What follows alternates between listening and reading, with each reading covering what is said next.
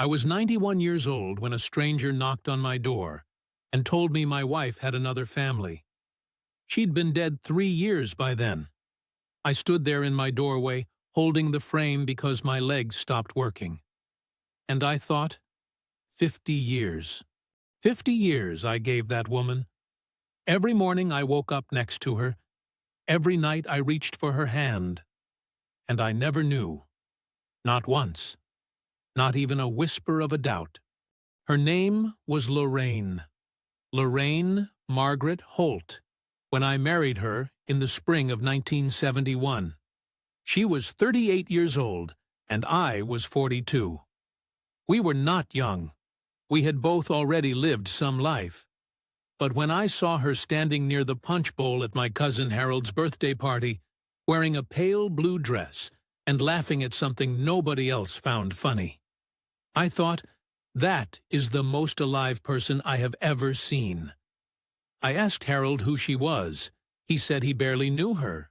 A friend of a friend. I walked over anyway. That was the bravest thing I ever did, I think. Braver than anything I did in Korea. We courted for about 8 months.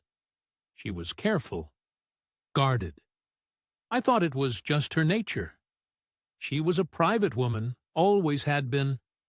She didn't talk much about her past, her family, where she grew up. I figured she'd had some heartache, and I didn't push. My mother told me once, "Edmund, you are too patient with that woman." And I said, "Mama, patience is just love with nowhere else to go." We got married on a Saturday morning in April. Small ceremony, 14 people. She wore ivory and she cried during the vows, and I thought those were the happiest tears I'd ever seen on a person's face. We built a life the way most people do, slowly, brick by brick. I worked at the rail yard for 22 years and then drove for a freight company until my back gave out. Lorraine worked part-time at a dry cleaner's and later at a florist. She loved flowers. The house always smelled like something was in bloom. We never had children of our own. She lost 2 pregnancies early on, and after the second one, she went quiet for almost a full year. I didn't know how to reach her then. I just stayed close. I made her tea. I sat beside her on the couch, even when she didn't want to talk. Eventually, the light came back into her eyes. We never tried again after that. We didn't say it out loud. We just both knew. She had a habit of disappearing on Tuesday afternoons. Every single Tuesday for as long as I can remember. She told me early on it was a sewing circle, a group of women from the church who met and did needlework and gossip. I never questioned it. Why would I? Tuesday was just Tuesday. She always came home a little before dinner. She'd walk in, hang up her coat, kiss me on the cheek, and ask what I wanted to eat. Like clockwork. For 30 years, at least 30 years, those Tuesdays came and went, and I never once thought anything of them. I feel like a fool saying that now, but I believed her. It's as simple as that. I believed everything she told me. Lorraine died in the winter of 2020. COVID took her before any of us understood what that even meant. She went into the hospital on a Monday, and she was gone by Thursday. I couldn't be with her at the end. They wouldn't allow it. I sat in this very chair, and I held the phone, and a nurse told me she passed peacefully at 4:17 in the morning. I said thank you. I don't know why I said thank you. I hung up, and I sat in the dark until the sun came up, and then I made coffee, and I cried for the first time in probably 40 years. I thought that was the worst thing I would ever have to survive. I was wrong. The man who knocked on my door 14 months after Lorraine died, his name was Clifton. He was in his late 50s, broad-shouldered, wearing a jacket that didn't fit him right. He held his cap in both hands. He said he'd been trying to work up the nerve to come for over a year. He said his mother had just passed. his mother. Her name was Lorraine, too. Well, she'd gone by Lori to that family. Different last name. Different neighborhood. 14 miles across town. Clifton said he was her son. He said he had a sister, too, a woman named Daphne. He said his father, not me, had died back in 1999. He said they didn't know about me either. Not until Lorraine, was already gone, and they found the documents. I asked him to come inside. I don't know why. Instinct, maybe. Or just shock making me polite. We sat at the kitchen table. He showed me photographs on his phone. And there she was, my Lorraine.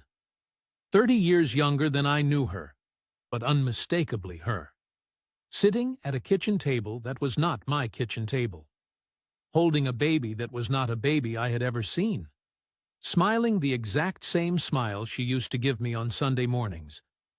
I pushed the phone back across the table. I couldn't look anymore. Clifton said he was sorry. He said it more than once. I told him it wasn't his fault. We sat in silence for a very long time. He drank the glass of water I gave him. I couldn't drink anything. I thought about the Tuesdays.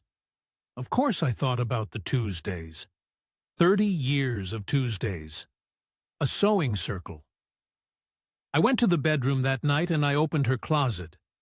I hadn't touched it since she died, hadn't been able to, and I went through everything.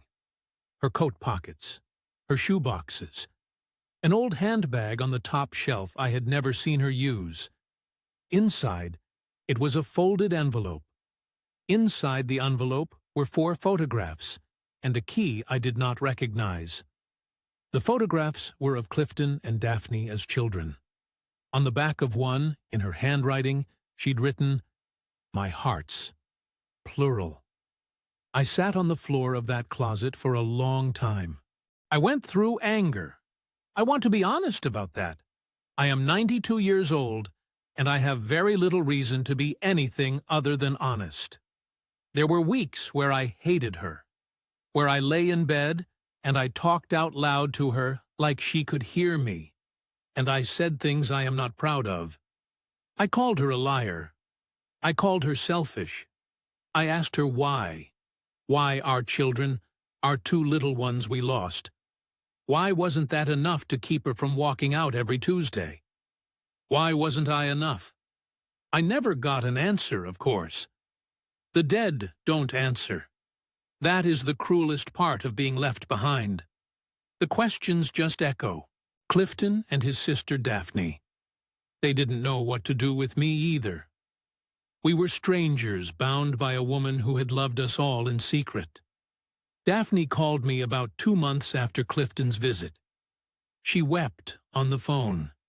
She said she was so sorry, and that she wished she had known me. She said her mother had been a good mother. I told her I was glad to hear that. And I meant it. Those children, grown adults, in their 50s and 60s, they didn't deserve any of this confusion any more than I did. Lorraine had built walls between all of us so carefully that none of us ever felt the draft. I have spent the better part of this past year trying to understand her. Not to excuse her. I don't know if I will ever fully do that. But to understand her. She was a woman of her generation. A woman who came of age in a time when your choices were narrow, and the walls around your life were tall. I do not know what happened to her before I met her. I don't know what she was running from or running toward. I know she cried at our wedding. I know she sat beside me through 2 surgeries and a bout of pneumonia that nearly took me in 1987. I know she reached for my hand at the movies every single time, without fail, even after 40 years of marriage. Those things were real. I have to believe those things were real. Last spring, Clifton drove me to the cemetery where they buried her. Lori, their mother, the other grave. Different from the one I visit. I stood at that headstone for a long time. It had her birth year right. The name was slightly different. The epitaph read, "Beloved Mother." I stood there, and I didn't cry. I had run out of tears by then. But I put my hand on the stone because it seemed like the right thing to do. And I said, out loud, I said, "I hope you finally found some quiet, Lorraine. I don't know if I forgive you yet, but I hope you found some quiet." Clifton was crying beside me. I patted his arm. Strange, the way grief makes family out of strangers. I am 92 years old. I will not be here much longer, and I have made peace with that. I made peace with that long before any of this happened. But I want to say something to whoever is listening. 50 years is a long time. Long enough to really know someone, you think? Long enough to be certain. But people are deep. People carry rooms inside them that they never show you. That does not make their love for you a lie. It does not make yours for them a waste. I loved Lorraine Holt with everything I had. I still do. God help me. I just loved a version of her that was only part of the whole picture. And maybe that is the most human thing there is. To love someone fully and still not know them completely. I still make 2 cups of tea some mornings before I remember. Old habit. I pour one out, and I drink mine by the window. Clifton calls me every couple of weeks now. We don't always have much to say, but he calls, and I pick up. If you have someone in your life, someone you love, go find them right now. Don't wait. Don't assume. Just go find them and sit with them a while. That's all. That's really all there is to it.